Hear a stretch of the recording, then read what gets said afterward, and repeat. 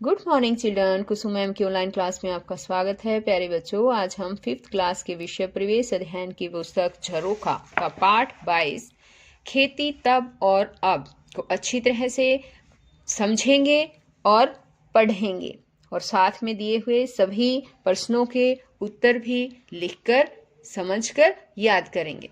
तो देखिए, राम अवतार, यहाँ से पाठ हमारा शुरू है। राम अवतार गुस्से में। यहाँ पर देखिए, तस्वीर को भी आप ध्यान से देख सकते हैं। इस तस्वीर को क्या दिखाई दे रहा है इसमें बताओ। शाबाश, कौन कौन है इसमें? बताओ, शाबाश। हाँ, देखिए, इसमें राम अवतार है, उसका बेटा है सुनील और उसके दादाजी, सुनील के दादाजी बैठे हैं और आपस में खेती बाड़ी से रिलेटेड बातें कर रहे हैं। तो आओ, आज हम उनकी बातों को ध्यान से सुनते हैं और कुछ नई नई बातों को जानकारी लेकर काफी कुछ सीखते हैं। तो देखिए, राम अवतार गुस्से में है और वो कहता है, क्या है ये सब? मैं तुम्हें अपने खेत बर्बाद नहीं करने दूंगा। किससे कह रही हैं पता है? सुनील से। अब सुनील कहता है, पर पापा सुनो तो सही, इससे खेती को कोई नुकसान नहीं होगा। अब राम अवतार कहते हैं, मैंने कह दिया, नहीं तो नहीं। अब सूरजमल कहता है, सूरजमल जो है वो राम अवतार के पिताजी हैं और सुनील के दादाजी हैं। वो कहते हैं कि क्या बहस हो रही है, जरा मैं भी तो सुनूं। अब राम अवतार कहता है, देखो ना पिताजी, ये कल का लड़का पता नहीं किस तरीके से खेती करने की बात कर रहा है। सूरजमल, बेटा सुनील, तुम किस तरह की खेती करना चाहते हो? अब सुनील कहता है अपने दादाजी से कि दादाजी, आजकल खेती बाड़ी के नए नए तरीके अपनाए जा रहे हैं। इनसे खेती में मेहनत कम लगती है और उपज अच्छी होती है, साथ ही पर्यावरण को नुकसान भी कम होता है। अब यहाँ पर देखिए बच्चों, कुछ क्वेश्चन दिए गए हैं, पता करो और लिखो। क्या तुम्हारे परिवार में कोई खेती करते हैं? यदि हाँ, तो वे खेती के कौन से तरीके अपनाते हैं? तो बच्चों, यहाँ पर आपको बताना है कि अगर आपके यहाँ कोई खेती करता है, जैसे कौन करता है, कोई करता है लिख रखा है ना, तो आप लिख सकते हो मेरे पिताजी खेती करते हैं या मेरे चाचा जी खेती करते हैं। और वे किस तरीके से करते हैं? वे नए नए तरीके अपनाते हैं। इस तरह से आपको यहाँ पर लिखना है। यहाँ देखिए, क्या उन्होंने कभी ऋण या लोन लिया है? यदि हाँ, तो कहाँ से?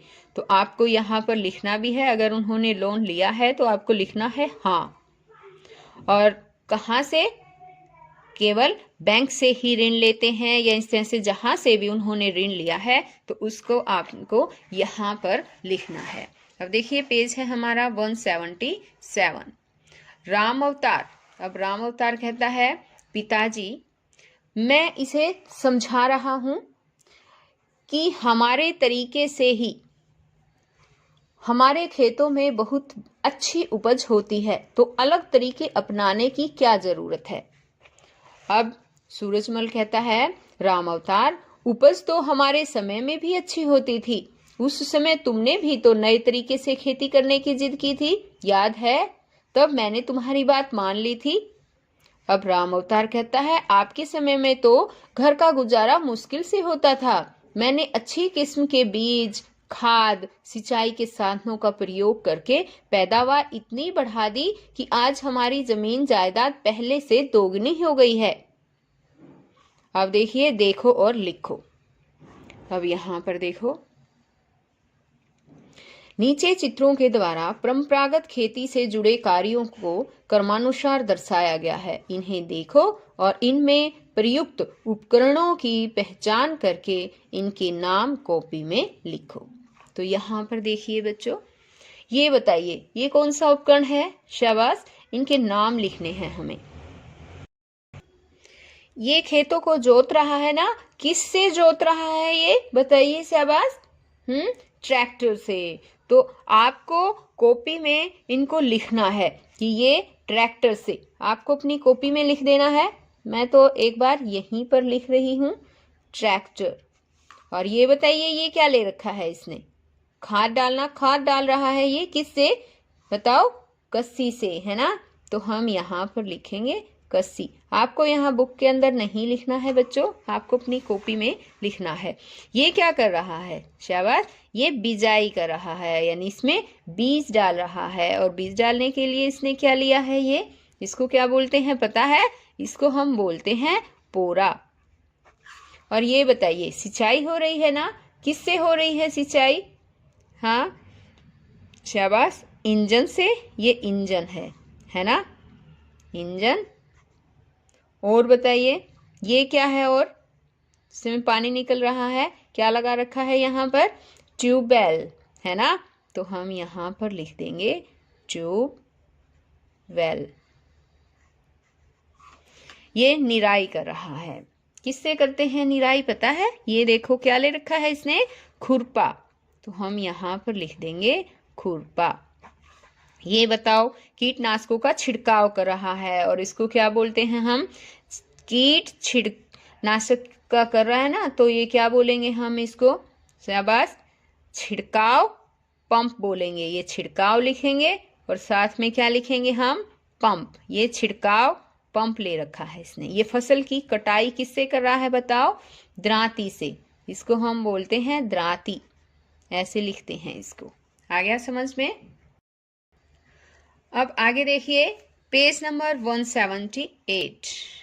पता करो और लिखो, उत्तम किस्म के बीज कहाँ कहाँ से मिलते हैं? उत्तम किस्म के बीज सरकार के कृषि विभाग द्वारा संचालित बीज केंद्रों से मिलते हैं।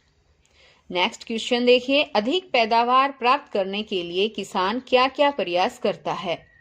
तो बच्चों यहाँ पर जगह कम थी, इसलिए मैंने इस तरह से लिखा है, और थोड़ा सा क्वेश्चन मैंने आगे से लिखा भी नहीं। ये वाली बात आपको यहाँ लिखनी थी कि अधिक पैदावार प्राप्त करने के लिए, ये भी लिखोगे, फिर क्वेश्चन यहाँ से भी शुरू करोगे।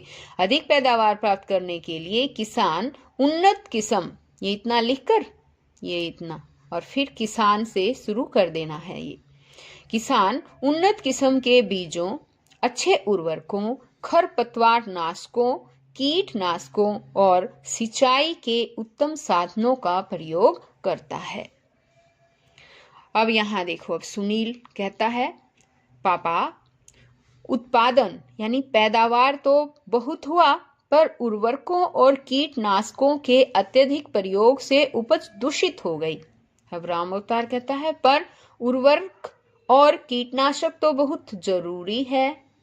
अब सुनील कहता है, जरूरी तो हैं, पर आपने इनका बहुत ज्यादा प्रयोग किया है, जो ठीक नहीं है। अब सूरजमल कहता है, हाँ बेटा, अति तो हर चीज की बुरी होती है। चर्चा करो। यहाँ पर अब हमें इस क्वेश्चन पर चर्चा करनी है। देखिए, उत्पादन बढ़ाने के लिए उर्वरकों व कीटनाशकों का अंधाधुंध प्रयोग कहाँ तक उचित है?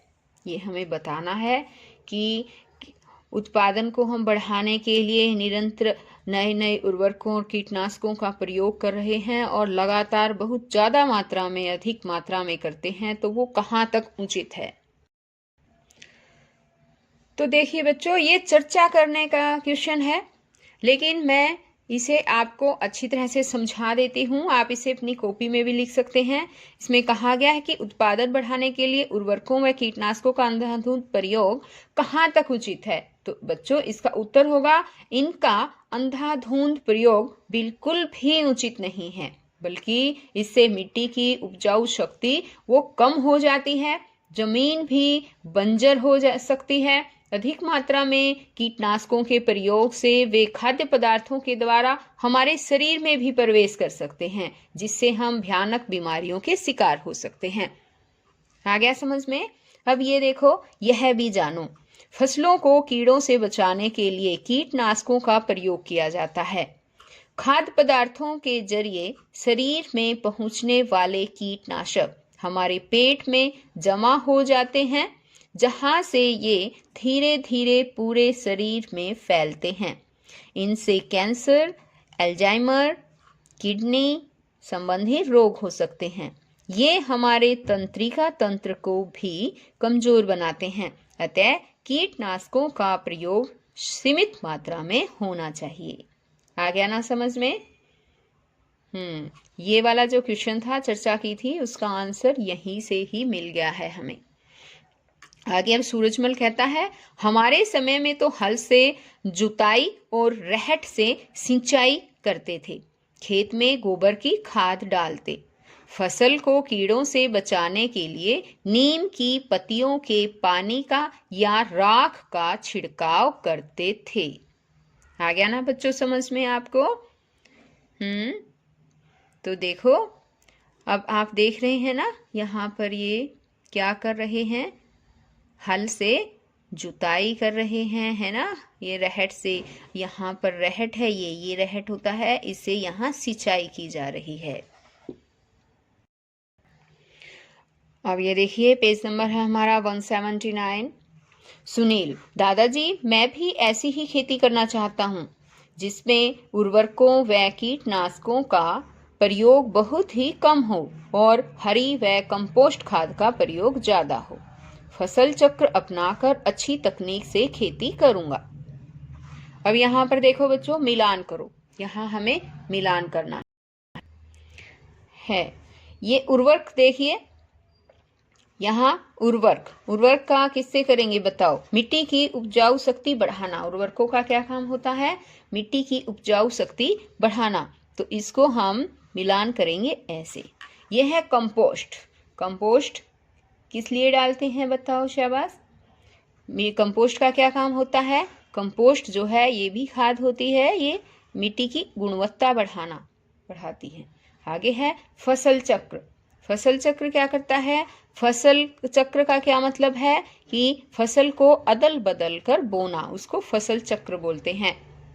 यह है कीटनाशक। कीटनाशकों का क्या काम होता है? कीड़े मारने के लिए यूज की जाती हैं।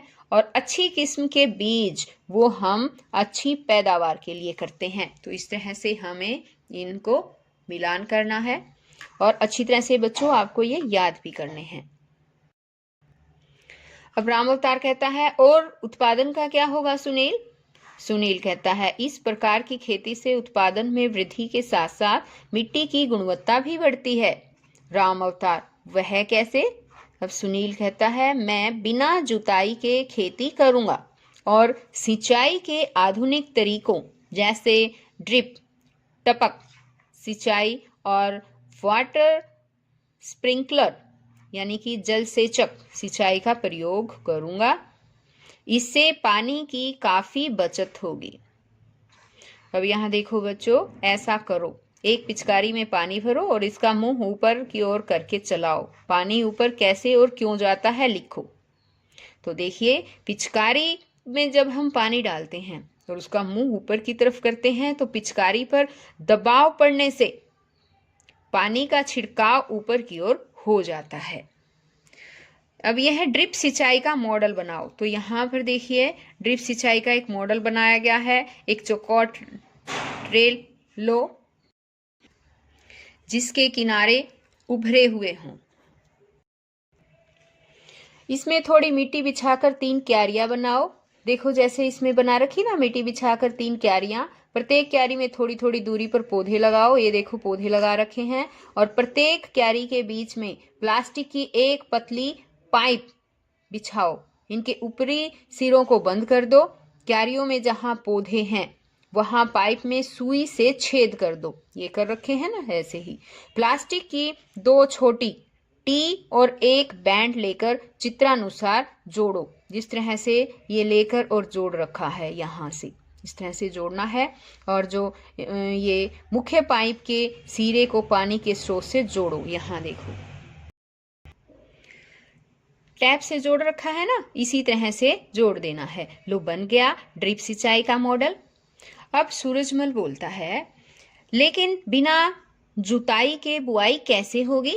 सुनील कहता है, एक खास तरीके की बुआई मशीन यानी कि सीड ड्रिल से बीजों को एक निश्चित गहराई में बोया जाता है। इस प्रकार भूमि को बिना जोते ही बार बार कई वर्षों तक फसलें उगाई जाती हैं। इससे मिट्टी का कटाव बहुत कम होता है।